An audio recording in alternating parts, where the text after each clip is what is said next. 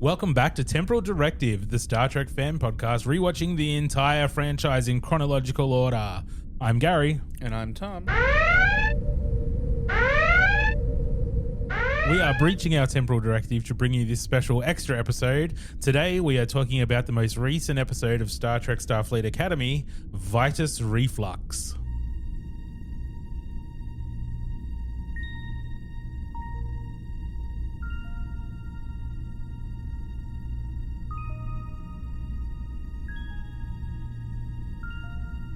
Star Trek, the ultimate franchise. These are the podcasts of the Wakefield brothers. Their 16-year mission to watch every production, to seek out life lessons and new inspirations, to boldly watch like most fans have watched before.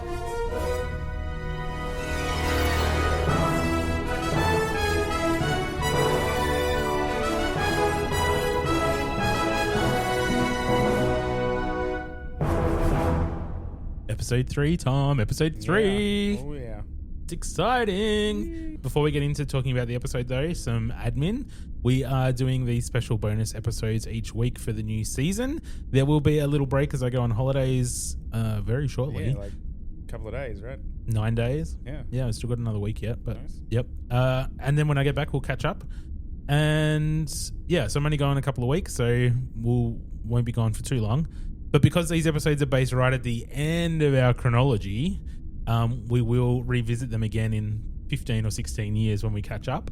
We won't do our life lesson and IMDb scores for these episodes like we do in our normal episodes and like we did for Strange New Worlds, because we'll do that when we revisit them in the future, when we're very, very old. Sitting in the nursing home. But I'm sure we'll still have a lot to say about these episodes. Spoiler warning, if you haven't watched the episode 3 of Starfleet Academy, go back and watch that now and then come back and join us. Let's get into the episode details. So as I mentioned, the episode is called Vitus Reflux.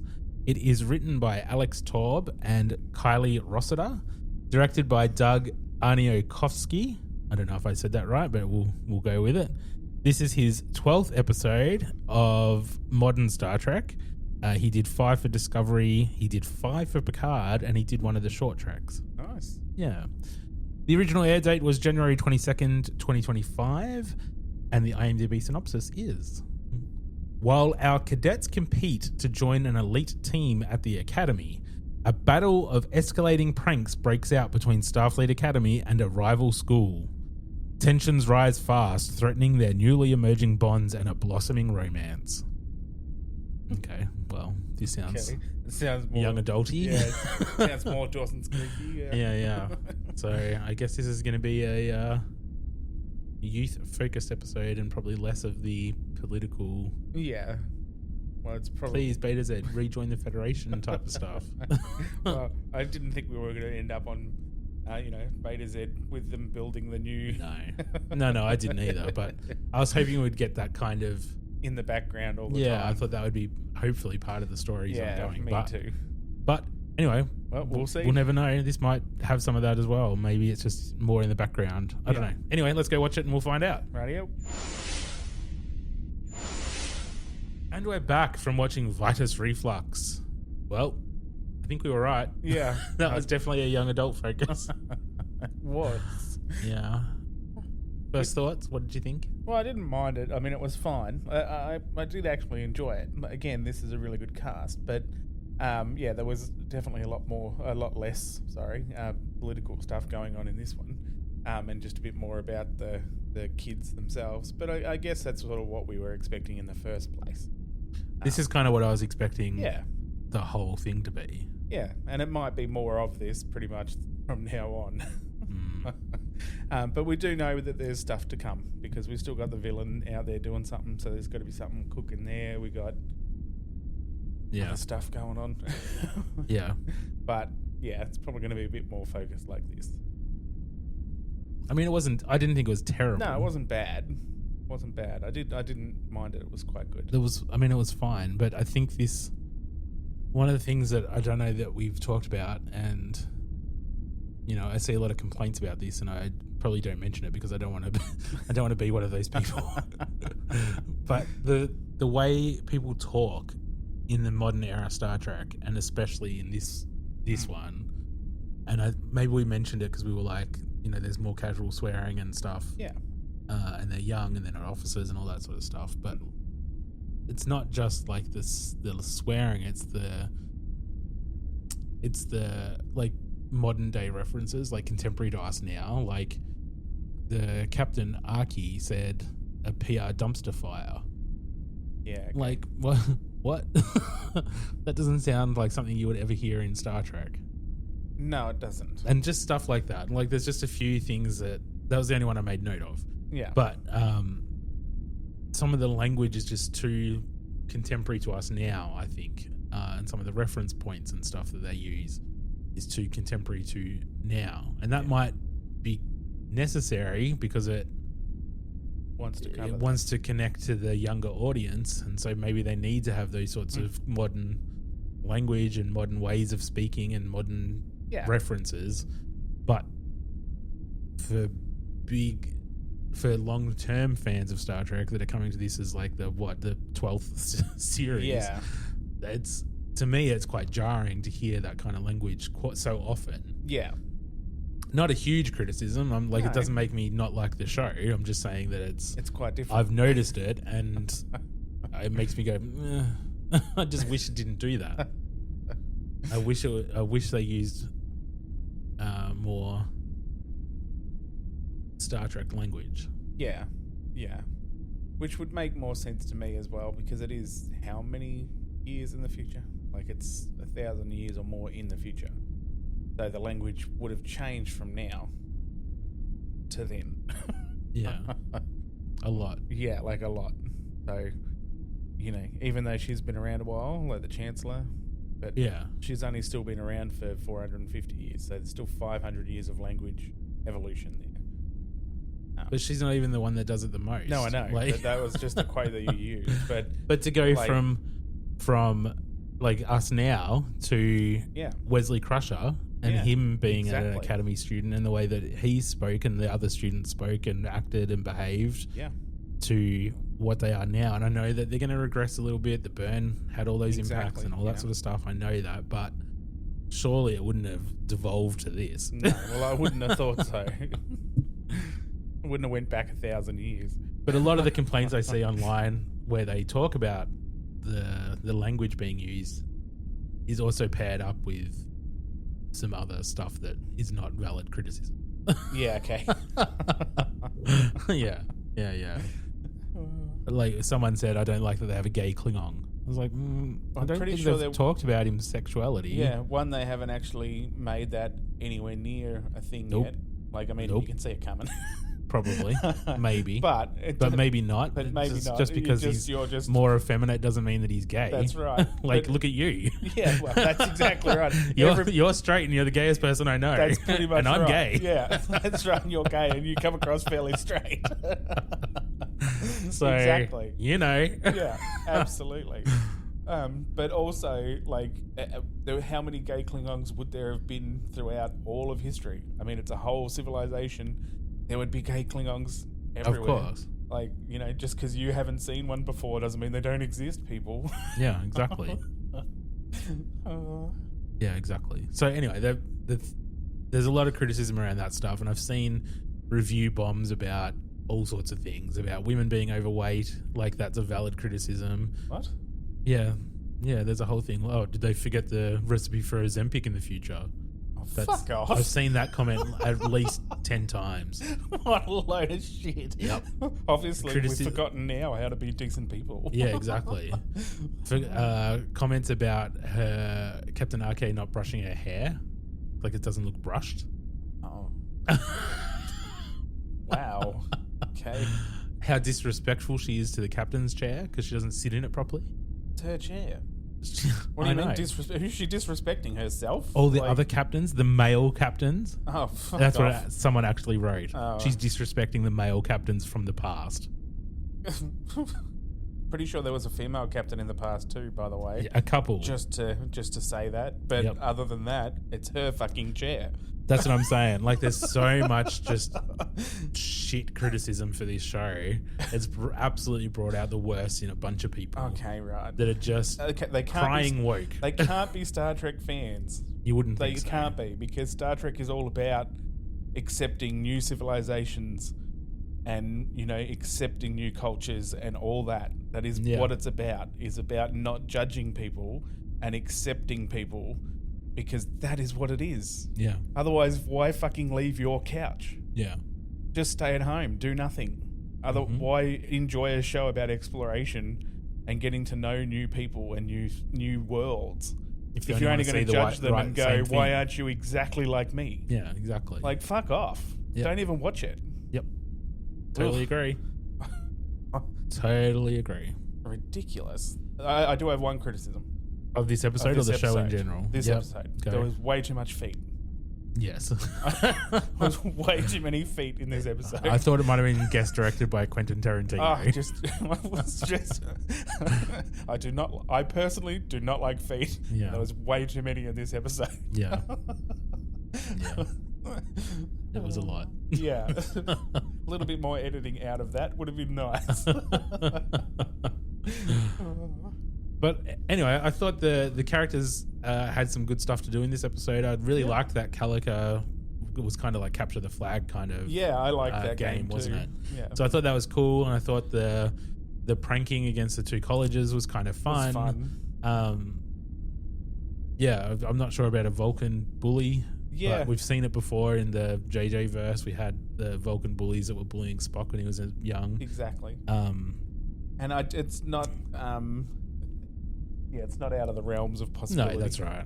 But so that was cool. Yeah. Yeah. All right. We might just get into the episode then. Yeah. For these breach episodes for Starfleet Academy, we're not going to go through it scene by scene like we do in our regular episodes. Instead, we're going to read through a recap from trekmovie.com. Thank you, trekmovie.com. They're our go-to website for updates and information as it comes out, so go check them out. They're really great. And this review was written by Anthony Pascal over at trekmovie.com, so big thanks to him and the team over there for writing this. Let's go. Things settle into a routine with Durham determined to be the best, starting the day with raw alien eggs and push-ups, only to find Genesis has him beat when it comes to seizing the day early and working off daddy issues. You know how we know it's the future? Because his AirPods and his skipping rope both glowed. Oh, true. So true, they were green, weren't they? Yeah. Clearly it's the future. That's right. That's how you can tell. Yeah. Shit glows. Yeah, that's right. It's all fancy. In the gym, Thok and Dots push the War College and Academy cadets to their limits. The school rivalry turns tense when some warholes provoke Caleb with a basketball to the head, requiring the cadet master to break it up with her usual grace. But when the kids hit the showers for some hot water, things escalate when the cadets get beamed all over the school in various states of dress and undress. Thok is concerned about this prank war, but RK refuses to shut down the shenanigans, feeling for these kids who have been beaten down growing up during the burn. She does take a moment to give her favourite group of cadets a lesson in botany, introducing them to the Vitus Reflux. Audrey 2. Yeah, kind of. The cutest little rare fungus that repeats what it hears in a cartoon voice. Adorable foreshadowing.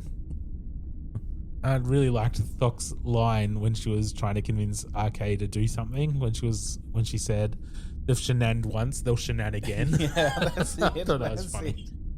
I really like Thok. She's fantastic. Yeah, she's pretty funny. She's good. She's got all the really good comic lines. Yeah. It's great. She just pulls it off really well. Yeah. And the kids were good. They didn't really talk about it in there much. They sort of mentioned the daddy issues, but the start and end of this show kind of is Durham writing letters to his parents, and there's some of that later on as well, but it sort of sets it up that he's trying to do good for his parents. There's a lot of expectations on him as a Conian. Conian? Is that what he was? Yeah, I think that's the word. Yeah. So, yeah. Anyway, Our cadets try out for the elite Calica team, except for the non-violent Klingon Jaden. And Genesis signs up the determined loner and organised sports averse Caleb against his wishes. The wonderfully unlikely coaching team of Thok and Reno briefs the kids on the rules before sending them out to the simulated battlefield for a chaotic trial by phaser fire they were not prepared for. Sure, it incorporates cute mascots, a Mugatu for the War College and Lappy the Lapling for the Academy, but Calico is no space lacrosse. Taram and Genesis face off in a showdown, and he uses her daddy issues to rile her up, taking the spot as team captain, with Oakham, Tarima's brother, keep up, assigned to wear the itchy mascot costume. Speaking of the Betazoid, Caleb takes a moment to find out why she joined the A-Hole Factory War College, turning her playful episode 2 tour banter to icy resolve. We're strangers. Ouch. After a blooper reel of their failures ends up broadcast to all, Captain RK accuses the War College's Commander Kelrick of prank war cheating when it becomes clear the jerk fruit doesn't fall far from the jerk tree. The kids don't take it well either, challenging the War College gang to a secret late-night match in the atrium. Sam determines they have a 2.7% chance of winning. Before we go on, let's talk about some of that stuff. The way that Caleb gets in to talk to Tarima when she's playing basketball, he sends Jaden to go and distract the War College douchebags, and we get a Klingon joke. Do you remember the joke? I don't remember it fully. Hang on, I think I wrote it down because I didn't know the spelling, and I'll probably get the pronunciation all wrong. Yeah, because part of it was Klingon, right? Yeah. Waiter, what is this gach doing in my omakri? Yeah. Screaming. Yeah, I thought that was funny. Okay. Anyway, so then they go into the Calica, and that's fun. Darum's an absolute douche and distracts Genesis. That was rough. Yeah. Like, they were so on par with everything, and then neck you and had neck. to fucking say that. Yeah. But that's how you win. Yeah, I was you actually... be a douchebag to win. I was expecting one of them to shoot the other, not that. Oh. I think that would have got them disqualified. Yeah. Well, yeah, probably.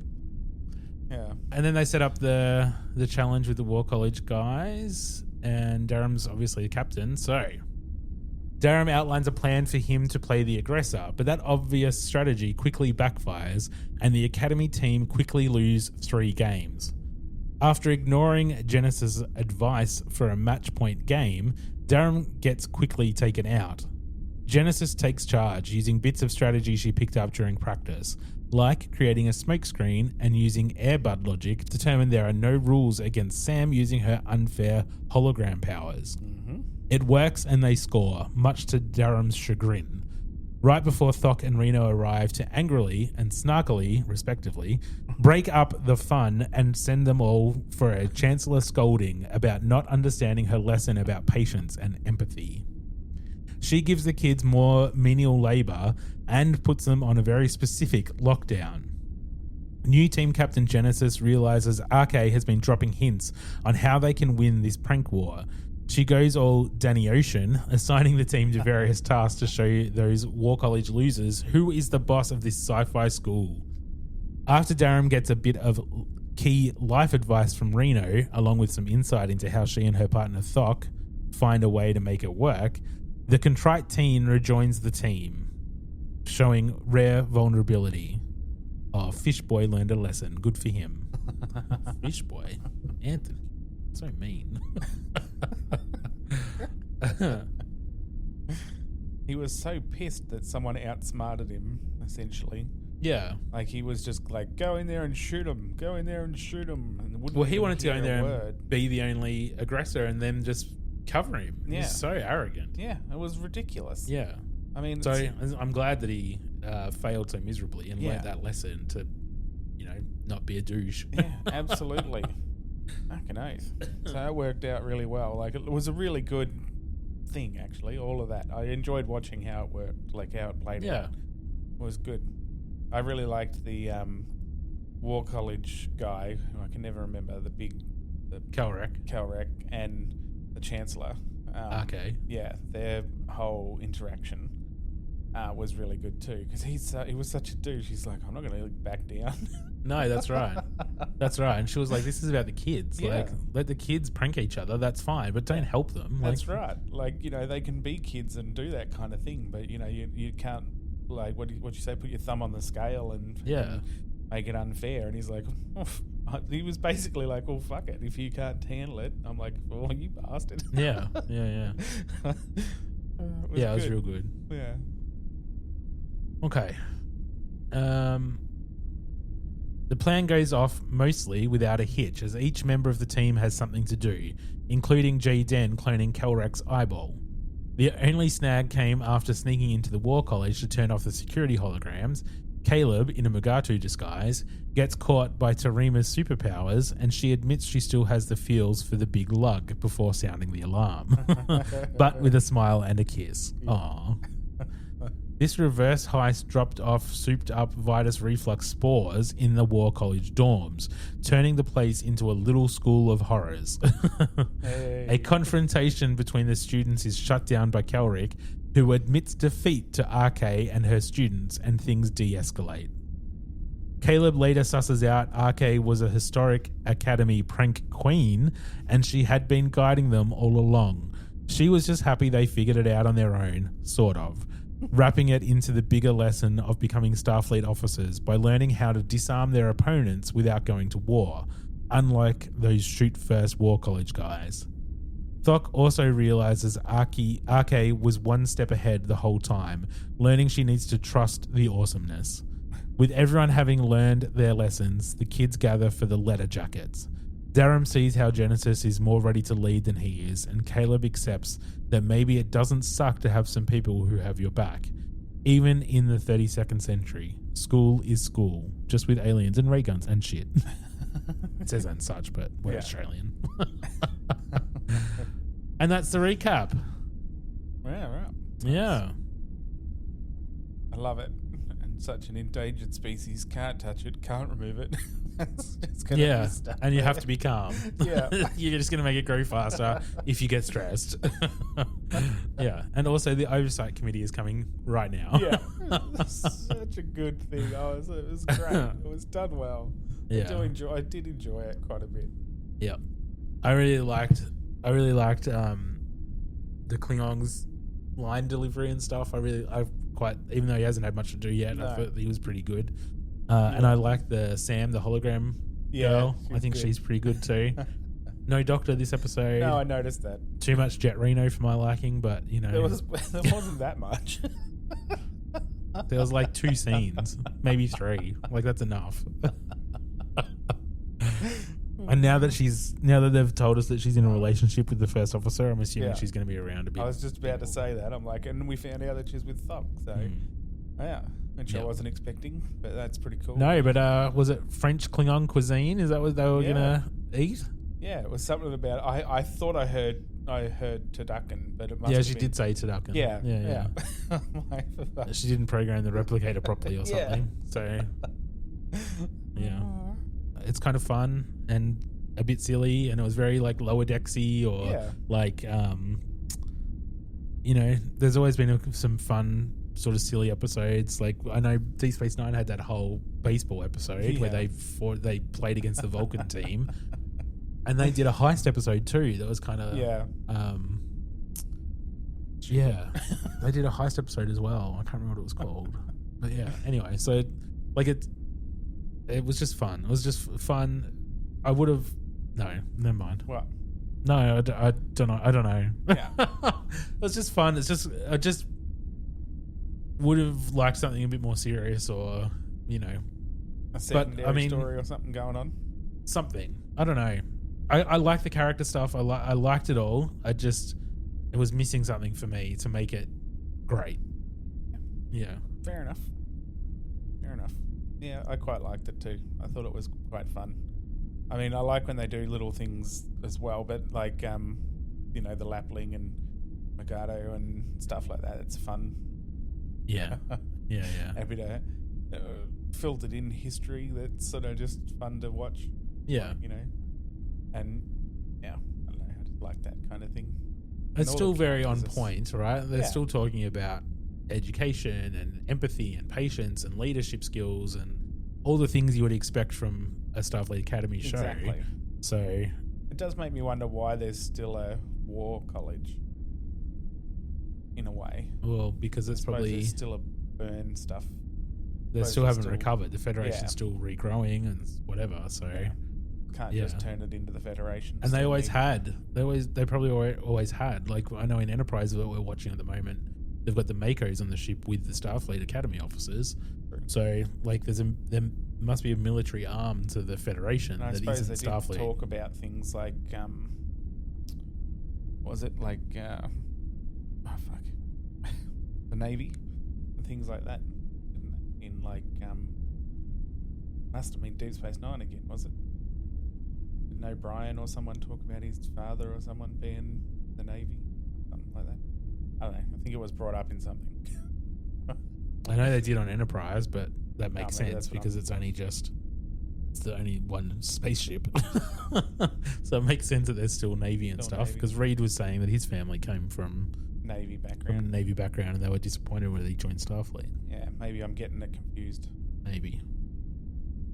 The whole idea of setting it here was that it's not like a utopia No, that we had in Next Gen exactly. DS9 time period. So yeah, I think having that war college there and is a reminder of that. Yeah. Yeah. All right, I think that's it for this episode. It was a good, fun episode. Looking forward to seeing what they do next week and for the rest of the series.